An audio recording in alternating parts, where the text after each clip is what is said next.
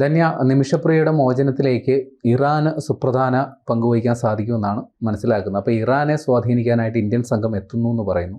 അപ്പോൾ ഈ നിലവിലുള്ള മധ്യസ്ഥ ശ്രമങ്ങൾ അത് വേണ്ടാന്ന് വച്ചിരിക്കുകയാണോ? എന്താണ് സ്ഥിതി? എന്താണ് നിമിഷപ്രിയയുടെ മോചനം?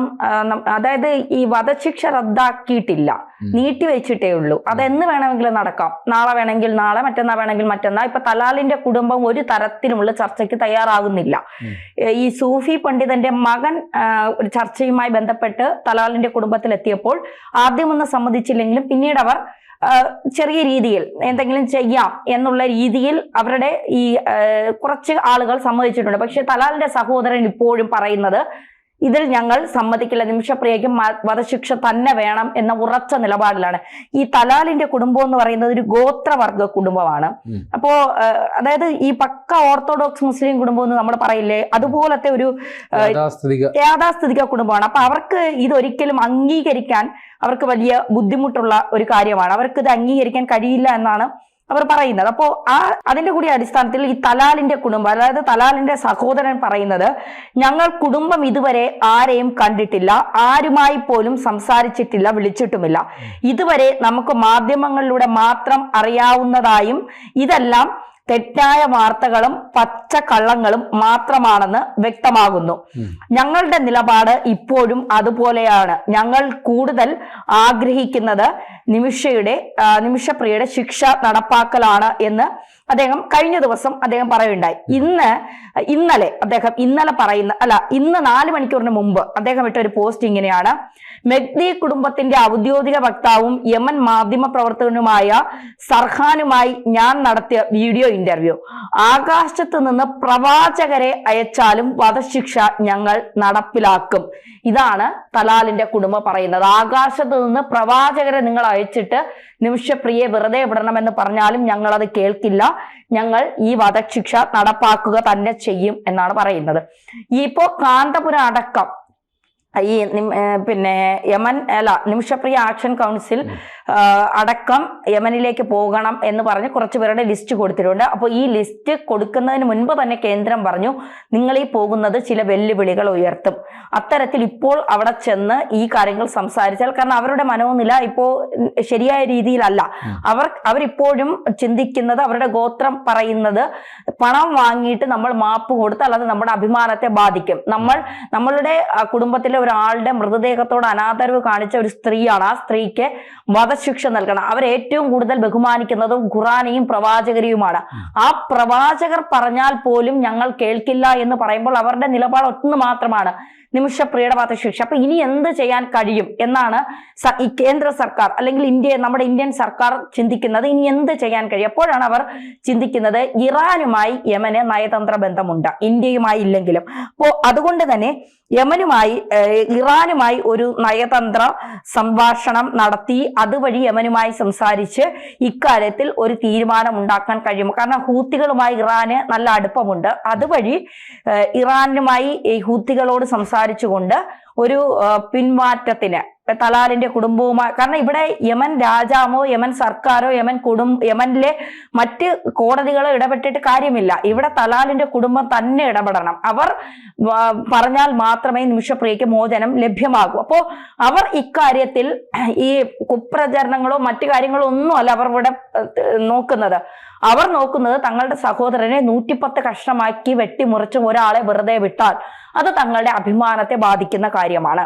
തങ്ങളുടെ അഭിമാനത്തിന് ക്ഷതമേൽക്കുന്ന ഒരു കാര്യം തങ്ങൾ ചെയ്യില്ല, അത് ചെയ്യണ്ട എന്ന് ഗോത്ര തലവന്മാർ അടക്കമാണ് തങ്ങളോട് പറയുന്നത്. അതിൽ ഉറച്ചു നിൽക്കാനാണ് ഞങ്ങളുടെ തീരുമാനം. ഇതാണ് തലാലിന്റെ കുടുംബം പറയുന്നത്. അവിടെയാണ് ഇന്ത്യ പറയുന്നത്, നിങ്ങൾ ആരും ഇപ്പോൾ മധ്യസ്ഥ സംഘം യമനിലേക്ക് പോകുന്നത് അത് വലിയ സുരക്ഷാ പ്രശ്നങ്ങൾ ഉണ്ടാക്കും. എല്ലാ വർഷങ്ങളും ഇക്കാര്യത്തിൽ വിലയിരുത്തും. കൊല്ലപ്പെട്ട തലാലിന്റെ കുടുംബം ആരെയും കാണാൻ തൽക്കാലം തയ്യാറാകുന്നില്ല. ഈ സാഹചര്യത്തിൽ മധ്യസ്ഥത സംഘത്തെ യമനിലേക്ക് അയക്കുന്നത് വെല്ലുവിളിയാണെന്നാണ് കേന്ദ്ര സർക്കാർ പറയുന്നത്.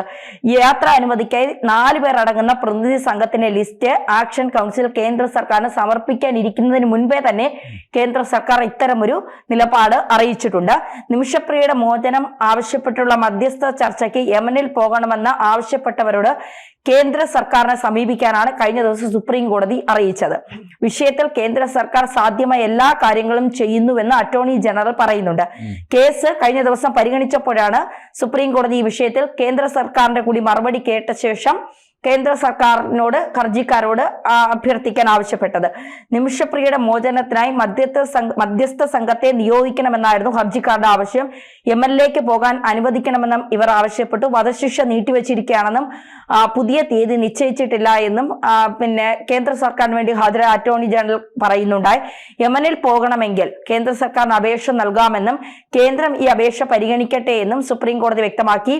ആക്ഷൻ കൗൺസിലിന്റെ ആവശ്യം കേന്ദ്ര സർക്കാർ അനുഭാവപൂർവ്വം പരിഗണിക്കുമെന്ന് പ്രതീക്ഷിക്കുന്നുവെന്ന് ഇവർ ഈ കേന്ദ്ര സർക്കാരിന്റെ ആക്ഷൻ കൗൺസിൽ പറയുന്നുണ്ട്. എന്തായാലും കേന്ദ്ര സർക്കാർ ഇക്കാര്യത്തിൽ ഈ ആക്ഷൻ കൗൺസിലിനോട് തൽക്കാലം നിങ്ങൾ അവിടെ പോകണ്ട, അത് വലിയ വെല്ലുവിളികൾ ഉയർത്തും. കാരണം തലാലിന്റെ കുടുംബം നിങ്ങളുമായി സംസാരിക്കാൻ തയ്യാറല്ല എന്ന് അറിയിച്ചിട്ടുണ്ട്. അതുകൊണ്ട് തൽക്കാലത്തേക്ക് നിങ്ങൾ പോകണ്ട.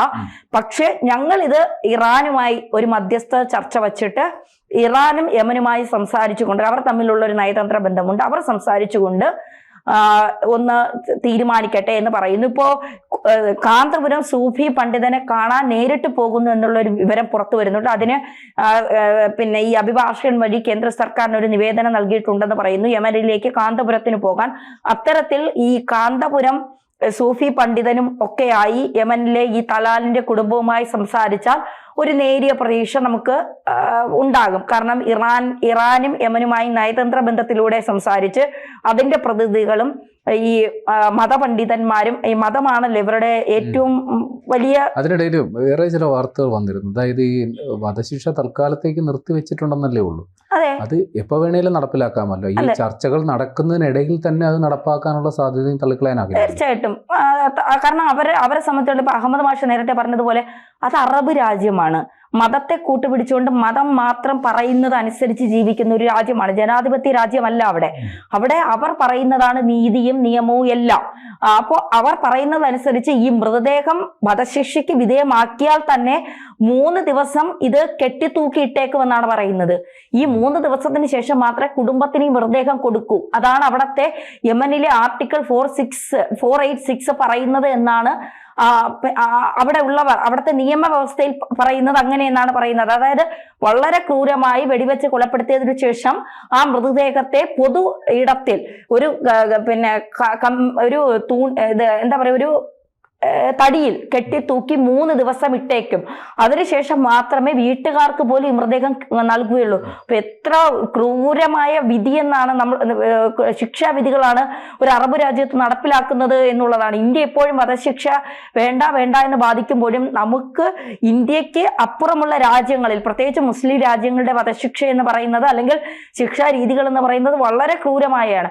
ഇവിടെ നിമിഷപ്രിയക്ക് പ്രേംലാലേട്ടൻ പറഞ്ഞതുപോലെ വളരെ ശരിയാണ്.